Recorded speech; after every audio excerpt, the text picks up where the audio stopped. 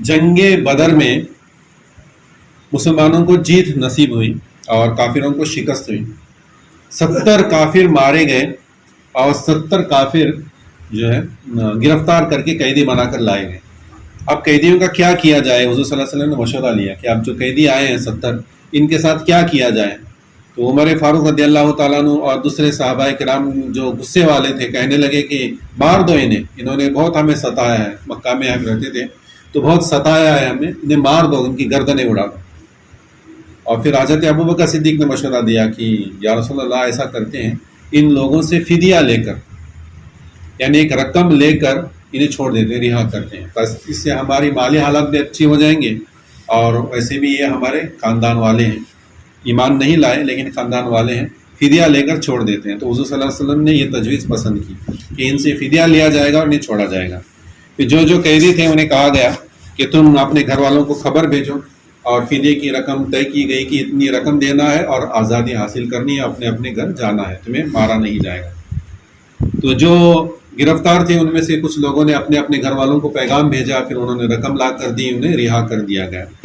تو ان قیدیوں کے اندر حضور صلی اللہ علیہ وسلم کے چچا حضرت عباس بھی تھے جو دشمنوں کی طرف سے لڑنے کے لیے آئے تھے، ابھی ایمان نہیں لائے تھے، دشمنوں کی طرف سے لڑنے کے لیے آئے تھے. تو ان سے بھی کہا گیا، حضور نے فرمایا کہ تم بھی دوسرے قیدیوں کی طرح اپنے گھر پیغام بھیجو اور اتنی رقم طے ہوئی ہے اتنی منگا لو اور رہائی حاصل کرو. تو حضرت عباس ابھی ایمان نہیں لائے تھے، اس وقت کے ان کے الفاظ ہیں، وہ کہتے ہیں کہ میں تو غریب آدمی ہوں، میں عامر نہیں ہوں، میں غریب ہوں، میرے پاس پیسہ نہیں ہے اور میں کہاں سے پیسہ لا کر دوں، کیونکہ انہیں تھوڑا ایک امید بھی تھی کہ یہ میرا بھتیجا ہے، مجھے مارے گا نہیں، کیوں کیسے بھی کر کے مجھے چھوڑ دے گا، تو میں کیوں پیسے اپنے دے دوں. یہ ان کے دل میں خیال آیا ہوگا اور انہوں نے کہا کہ میں تو غریب آدمی ہوں، میرے پاس کچھ ہے نہیں جو فدیہ دے کر میں رہائی حاصل کروں.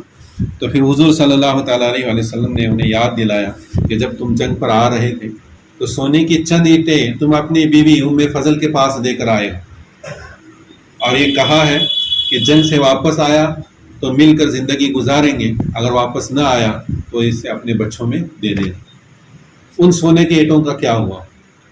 جیسے ہی حضور صلی اللہ علیہ وسلم نے بات فرمائی تو حضرت عباس کے دل میں ایمان جاگ گیا، انہیں یقین ہو گیا کہ یہ واقعی اللہ کے سچے رسول ہیں، کیونکہ یہ بات ان کی اور ان کی بیوی کے علاوہ کسی اور کو معلوم ہی نہیں تھی، کسی کو معلوم نہیں، نہ اپنوں کو، نہ غیروں کو، نہ یہاں تک کہ بچوں کو بھی اس بات کی خبر نہ تھی.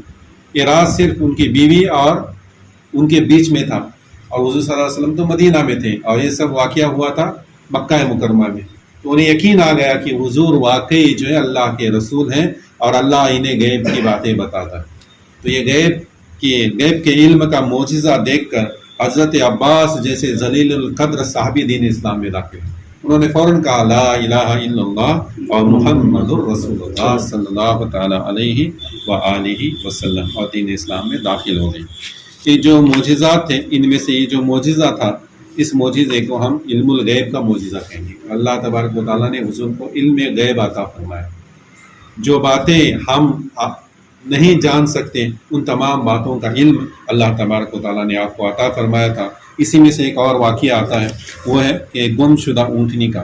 جنگ تبوک میں حضور صلی اللہ تعالیٰ علیہ وآلہ وسلم کی ایک اونٹنی گم ہو گئی تھی. تو حضور نے کہا کہ جاؤ اسے تلاش کرو. تو صحابہ کرام تلاش کرنے لگے. تو یہودی آ کر کہنے لگے کہ واہ واہ، کیا تمہارے نبی ہیں، اپنے آپ کو اللہ کا رسول کہتے ہیں، آسمانوں کی خبریں دیتے ہیں، جنت اور دوزخ کی باتیں بتاتے ہیں، اتنا سب کچھ جاننے والا کیا اپنی اونٹنی کی خبر نہیں رکھتا؟ کیا اسے معلوم نہیں کہ اس کی اونٹنی کہاں ہے اور ڈھونڈتے پھرتے ہو؟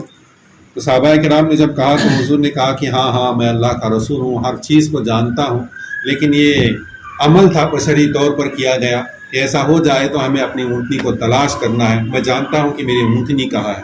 انہوں نے کہا کہ اس ٹیلے کے باہر، ٹیلے کے پیچھے ایک درخت ہے، اس درخت میں میرے اونٹنی کی نکیل اڑک گئی ہے، اس درخت نے میرے اونٹنی کو روک رکھا ہے، جاؤ جا کر دیکھو، وہیں پر تمہیں اونٹنی ملے گی.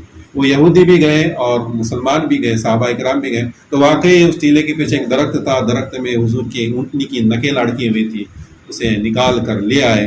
اور جو یہودی نے تانا مارا تھا، وہ یہودی نے جب دیکھا تو انہیں بھی یقین آ گیا، وہ بھی کلمہ پڑھ کر دین اسلام میں داخل ہو گئے.